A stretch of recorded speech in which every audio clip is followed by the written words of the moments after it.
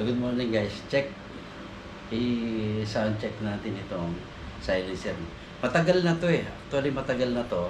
Kaya lang na ang akala ko, ang kailangan niya medyo mataba. Na mas maiksi yung pala. Kailangan niya talaga payat. Pero i-sound check natin at tuloy itong itong airgun ni Sir. Ano rin natin. So dalawang dalawang parang review ang gagawin natin, sound check at saka ito, tinitest na natin yung kanyang power. So 1.9 yung output, yung laman ng tank niya, 1,500 yung output niya. So yan, 1,500 yung output, tapos ito, check natin. Tapos ano natin doon sa target ko na yun na hindi na natin ikokrono to kasi kitang-kita na.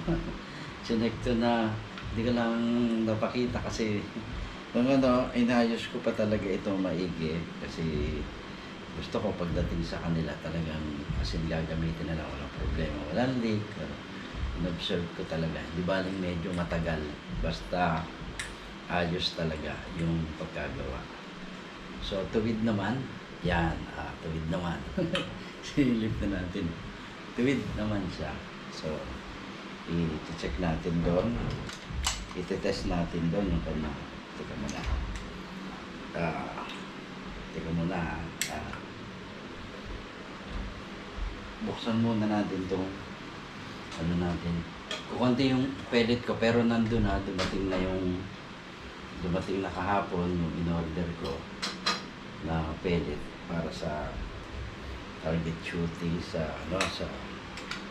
Batangas. Kaya sinabi ko low budget ako ngayon kasi yun nga, wala akong budget para gamitin sa Alam niyo naman ako kapag lumalabas ako papunta doon, may mga tulong din akong ginagawa. Pinapalitan ko yung pag-enjoy natin. Yung bang pag dating doon, sa sacrifice din tayo magbigay doon sa mga wala. Kaya yun po yung pag sinabi kong low budget, yun. Kapag wala rin lang akong maibibigay, wala akong maibibigay doon sa mga ako natin doon kailangan bigyan. So hindi ako considered me as low budget. Pero yung po mga natin, pellet natin, mga naman po yan, kasi naka-budget talaga lahat yan. Yung mga diesel natin, gasolina, yung mga natin, meron tayo noon. Meron din naman tayo, kasi pag pumupunta tayo dyan, 2 days, ganyan, nagre-rent kami ng house o lodging in kapag pupunta doon. Kaya yung ilang araw na nandun, siyempre gumagastos talaga tayo. Kaya po, ayun, consider me as a low budget ngayong time na to kasi ilang araw yung nawala sa akin sa paggagawa. So dapat po ay lalabas ako Saturday, Sunday lang. Noong mga nakaraan merong Thursday, Friday, tapos weekend at ganyan, hindi ako nakakapagawa. Delay, kagaya nito, delay, tapos nagkaroon pa ng bagyo, delay lalo. So ito, sound check ng silencer and then power check ng airgun. So ito, first shot. So yun, medyo mataas yung tama. So siguro may sabit ng konti. Pero naman to, may sayad ng konti kasi medyo umangat siya. Pero grabe yung lakas. Grabe yung power niya. So pag-endit natin ng isa. So tatlong lang tayo. Kasing tunog na rin siya ng silencer na malalaki. Kasi mahaba naman siya. Ito nga palang barrel nito is ginawa natin, ready for slug siya. So kaya ayan. So yun, maganda naman pumasok at saka okay naman yun. So ibababa ko ng konti. Mukhang sa'yo, umuusok yung dulo. So isa na lang. So tatlo lang kasi mareklamo tayo ng ating kaibigan. Ayan, isa pa.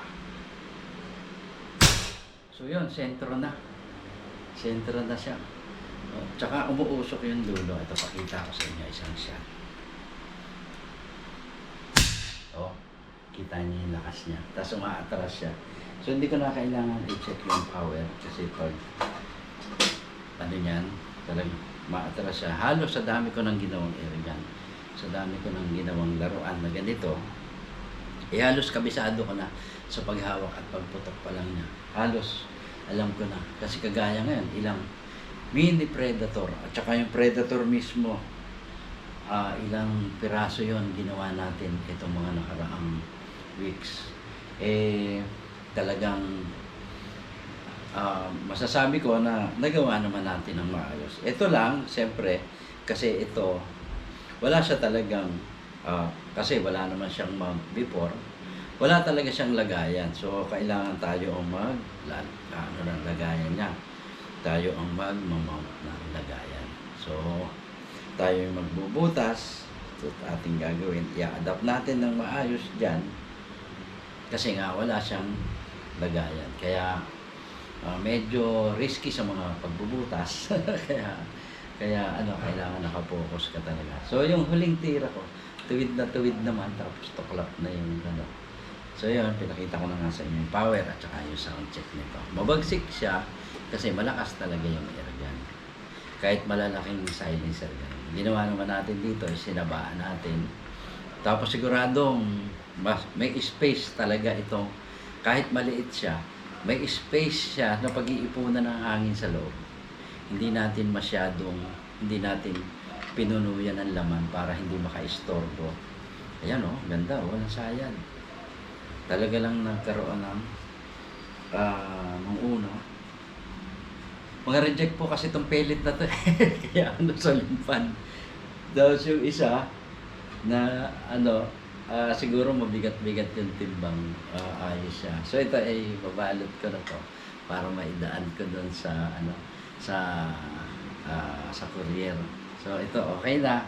Okay na rin to. Wala siyang sabit. Ayan yung natira niya is 1.8. Tas 1.8 din naman. So 1.5 din naman yung output na. Mabilis yung recovery. Ayan, makikita nyo, yun pa rin, 1.5. Tapos ito, ayan, nasa 1.8 yung laman ng tank. So, ayun, hopefully, naman ako, enjoy naman dito sa kasi nga hobby natin, maggawa, makatulong sa mga, actually ito, magkano lang ito, kumbaga, rin naman, lumampas din naman parang may matitira naman sa akin 1K dito. Pero na yon, okay na yan, enough na yon para dun sa tinan yung kislap ko. Dice yan, tapos yung technique ko dyan kasi para makislap siya. Kung gusto talaga makislap siya, talaga siya, after i-anodize na siya para maganda ang kakapitan ng pintura. Actually, pa nga ito ano ba yan? Yung hindi siya makislap ginamit yung pintura. Pero pag niya, makislap na rin kasi nga, anodized na siya. So, ayun, ang ginagawa ko para madaling hawakan. Tapos, yung mga pinong-pinong hindi siya dinaanan ng machine, matatakpan nyo ng pintura. Kasi ang anodized, sisiksik naman yun. So, kung anong korte ng inyong aluminum na inanodize, yun pa rin talagang niya kasi lang siya magpipenetrate lang siya dun sa balat ng aluminum So, pag nilagyan mo siya ng pintura, napakakislap at napakatibay ng pintura. So, yun. At saka siyempre, magandang klase yung pintura dapat ang ilalagay kasi pagandahan ng airgun pagandahan ng laruan kaya ganun po yung So, ayan, hanggang dito na lang. Maraming salamat po ulit sa inyo. Okay naman sana'y okay naman yung mga weekend natin, although medyo magulo, yung mga rally, pero sana maging mapayapa at matahimik itong bansang Pilipinas.